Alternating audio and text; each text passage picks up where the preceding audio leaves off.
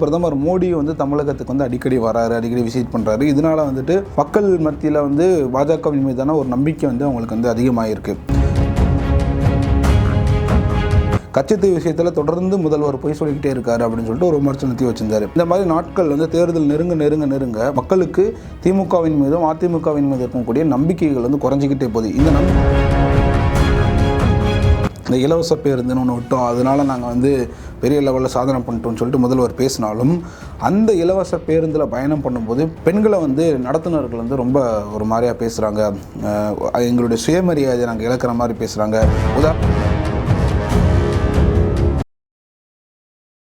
அனைவருக்கும் வணக்கம். கோயம்புத்தூர் தொகுதியில் அண்ணாமலை அவர்கள் போட்டியிடுறாரு, அது எல்லாமே உங்களுக்கு தெரியும். அந்த தேர்தல் அவருக்கு வாழ்வா சாவா தேர்தலாக இருக்கும்னு சொல்லிட்டு பல அரசியல் விமர்சகர்கள் அவங்களுடைய கருத்துக்களை சொல்லிக்கிட்டு வராங்க. உண்மையிலேயே அண்ணாமலை அவர்களுக்கு இது வாழ்வா சாவா தேர்தலாக இருக்குமா, அல்லது இந்த தேர்தலில் அவருக்கு வாழ்வா தேர்தல் மாதிரி இருக்குமா அப்படின்றது நம்ம பார்க்க போகிறோம். ஏன் வாழ்வா தேர்தல் அப்படின்னு நான் சொல்கிறேன் அப்படின்னு பார்த்தீங்கன்னா, வாழ்வா சாவா அப்படின்றதே ஒன்று வெற்றி அல்லது தோல்வி அப்படின்றது அந்த மாதிரி தான் இருக்கும். அண்ணாமலை அவர்களை பொறுத்த வரைக்கும் இந்த கோயம்புத்தூர் தேர்தலில் அவர் வெற்றி பெற்றாலும் வெற்றி பெறாவிட்டாலும் அவருக்கு அது ப்ளஸ்ஸு தான் அப்படின்னே சொல்லலாம். உதாரணத்துக்கு பார்த்தீங்கன்னா, நிறைய அரசியல் தலைவர்கள் தமிழகத்தில் இருந்தவர்கள், ஜெயலலிதா அவர்களும் சரி, கலைஞர் அவர்களுமே சரி, பார்த்திங்கன்னா ரெண்டு பேருமே பல தேர்தல்களை சந்தித்தவர்கள், பல தோல்விகளையுமே சந்திச்சிருக்காங்க. ஒற்றை இலக்கத்தில் கூட அவங்க படுதோல்விகளை அடைஞ்சிருக்காங்க. அவங்களுடைய ஒரு சில நேரங்கள்லாம் பார்த்திங்கன்னா திமுக எதிர்கட்சியாக கூட வந்தது கிடையாது. அப்படிப்பட்ட சூழ்நிலையில் அவர்களே மீண்டும் எழுந்து இன்றைக்கி பெரிய லெவலில் இருக்காங்க. ஸோ அப்படி இருக்கும்போது ஒற்றை இலக்கத்தில் ஆரம்பித்த பாஜக கட்சி, தமிழகத்தை பொறுத்த வரைக்கும் ஒற்றை இலக்கத்தில் வெற்றிகளை தக்க வைத்த பாஜக கட்சி இன்றைக்கி பெரிய லெவலில் போயிட்டுருக்கு. அப்படின்ற பட்சத்தில் இது அண்ணாமலை அவர்களுக்கு கண்டிப்பாக வாழ்வா தேர்தலாக தான் இருக்கும் அப்படின்னே சொல்லலாம். இந்த தேர்தலில் கோயம்புத்தூரில் அதாவது கோயம்புத்தூர் தொகுதியில் அண்ணாமலை வெற்றி தான் பெறுவார் அப்படின்றத எதன் அடிப்படையில் நம்ம சொல்கிறோம் அப்படின்னு பார்த்தீங்கன்னா, முதல்ல மக்கள் மத்தியில் இருக்கக்கூடிய பாஜகவுக்கு மக்கள் மத்தியில் இருக்கக்கூடிய ஆதரவு என்ன அப்படின்றத நம்ம பார்க்கணும். கோயம்புத்தூர் தொகுதி மட்டும் இல்லாமல் தமிழகம் முழுவதுமே பார்த்திங்கன்னா ஏகப்பட்ட பேர் இப்போ பாஜக கட்சியில் அவங்கள உறுப்பினர்களாக சேர்த்துருக்காங்க. அது மட்டும் இல்லாமல் நடுநிலைவாதிகளாக பேசிகிட்டு இருந்த நிறைய பேர் இன்றைக்கி என்ன சொல்கிறாங்கன்னா, இப்போ இந்த திராவிட கட்சிகள் இவங்க ரெண்டு பேருடைய ஆட்டம் தான் திருப்பி நடந்துகிட்டு இருக்கு, இவர்களை நம்ம மாற்றினோம்னா தான் இவங்க எத்தனை நாள் என்னென்ன செட்டப் பண்ணாங்க அப்படின்றத ஒரு புது கட்சி வந்தால் தான் கண்டுபிடிக்க முடியும். ஸோ அதற்கு நம்ம இப்போது நாடாளுமன்ற தேர்தலிலேயே பாஜகவுக்கு நம்மளுடைய ஆதரவு தெரிவிப்போம்னு சொல்லிட்டு நிறைய பேர் ஆதரவு தெரிவிக்க ஆரம்பிச்சிட்டாங்க. இதுலேயும் இந்த 234 தொகுதியில் அண்ணாமலை அவர்கள் பிரச்சாரம் பண்ண ஆரம்பித்தார். அதாவது பிரச்சாரம் மீன்ஸ் எண் மக்கள் யாத்திரையில் போய்ட்டு மக்களை சந்திக்க ஆரம்பித்தார். அப்போயே நிறைய பேர் இவரை ஃபாலோ பண்ண ஆரம்பிச்சிட்டாங்க, பாஜகவினுடைய கொள்கைகளை ஏற்றுக்க ஆரம்பிச்சிட்டாங்க. நிறைய பேர் பாஜக கட்சியில் தங்களை சேர்த்துக்கிட்டாங்க. ஸோ இப்படி இருக்கக்கூடிய சூழ்நிலையில் பாஜகவின் ஆதரவு இன்க்ரீஸ் தான் ஆகிட்டுருக்கு, இன்னும் இன்க்ரீஸ் தான் ஆகிட்டுருக்கு. இது போக பிரதமர் மோடி தமிழகத்துக்கு அடிக்கடி வராரு, அடிக்கடி விசிட் பண்ணுறாரு. இதனால் மக்கள் மத்தியில் பாஜகவின் மீதான ஒரு நம்பிக்கை அவங்களுக்கு அதிகமாகிருக்கு. சரி, அப்படியே திமுக அதிமுக பக்கம் வந்தோம்னா அவர்களுக்கான ஆதரவாளர்கள் இன்னும் இருக்க தான் செய்கிறாங்க. ஆனால் அந்த ஆதரவாளர்களே சில பேர் என்ன சொல்கிறாங்கன்னா, இந்த மாதிரி திருப்பி இவர்களே ஆட்சி அமைக்கிறாங்க, அவர்கள் குடும்ப கட்சியாக மாற்றிட்டாங்க, கொள்ளைகள் ரெகுலராக நடந்துகிட்டு தான் இருக்குது, ஊழல் நடந்துக்கிட்டு தான் இருக்குது, லஞ்சம் வாங்குறவங்க வாங்கிட்டு தான் இருக்கான், ஊழல் பண்ணுறவன் பண்ணுறான், மண் எடுக்கிறான், கனிம வள கொள்ளை நடக்குது, எல்லா வகையிலையுமே பிரச்சனைகள் நடக்குது. ஒன்று திமுக செட்டப் பண்ணுது அப்படின்னா நம்ம அதிமுக சூஸ் பண்ணலாம். சரி, அதிமுக ஆட்சிக்கு வந்தால் அவர்களும் இதை தான் செய்கிறார்கள். சரி, இவங்க அப்படி பண்ணுறாங்கன்னு சொல்லிட்டு மறுபடியும் திமுக சூஸ் பண்ணிங்கன்னா திமுக மறுபடியும் அதே தான் பண்ணுறாங்க. ஸோ இரண்டு கட்சிகளுமே மீண்டும் கொள்ளையடிப்பதையும் ஊழல் செய்வதையும் ஒரு குறிக்கோளாக வச்சுட்டு செயல்பட்டு இருக்காங்க.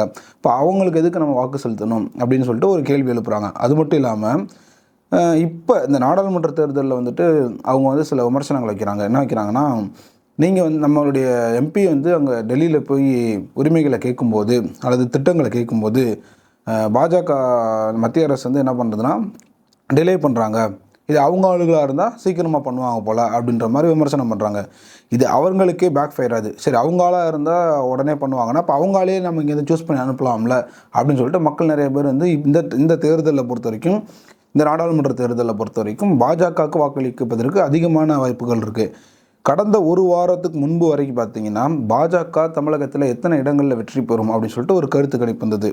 ஒரு 5லிருந்து 6 இடங்கள் பிடிக்கும், மினிமம் 4 பிடிப்பாங்க அப்படின்ற மாதிரி ஒரு கருத்து கணிப்பு இருந்தது. பட் தற்போதைய சூழ்நிலையில் மோடி அவர்கள் வந்ததுக்கப்புறம் பார்த்தீங்கன்னா கிட்டத்தட்ட 10 இடங்களில் வந்துட்டு சாலிடாக வந்து பாஜக வந்து அவங்களுடைய ஆட்சி அமைப்பாங்க, அவங்க வந்து கண்டிப்பாக ஜெயிப்பாங்க அப்படின்ற மாதிரி சொல்லியிருக்காங்க. 10 தொகுதிகளில் வந்துட்டு பாஜக எம்பி வந்து சூஸ் பண்ணி டெல்லிக்கு அனுப்புறதுக்கு அதிக வாய்ப்புகள் இருக்குது அப்படின்னு சொல்லிட்டு தகவல்கள் வந்துக்கிட்டே தான் இருக்குது.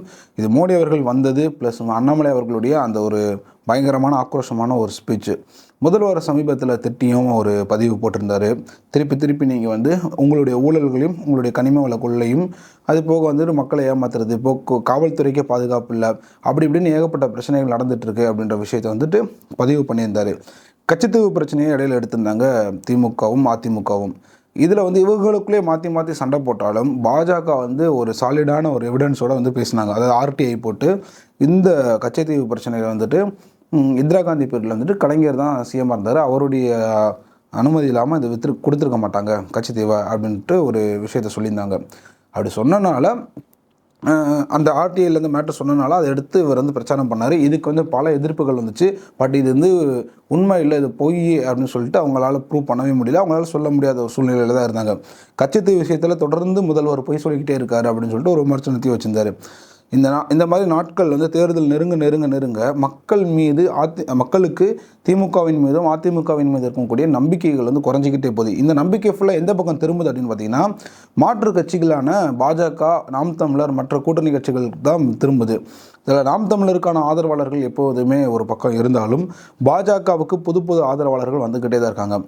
நோட்டா கூட போட்டி போட்ட கட்சி, அப்புறம் 3% கட்சி, அப்புறம் 5% கட்சி அப்படின்னு சொல்லிட்டு இருந்தவர்கள் இப்பொழுது 5%க்கு குறைவாக இவங்க கண்டிப்பாக கீழே போகவே மாட்டாங்க. சாலிடாக 5%க்கு மேலே தான் அவங்களுடைய வாக்கு எண்ணிக்கை இருக்கும், அவங்க வந்து வெற்றி பெறுவதற்கான வாய்ப்புகள் அப்படி தான் இருக்கும் அப்படின்ற மாதிரி சொல்கிறாங்க.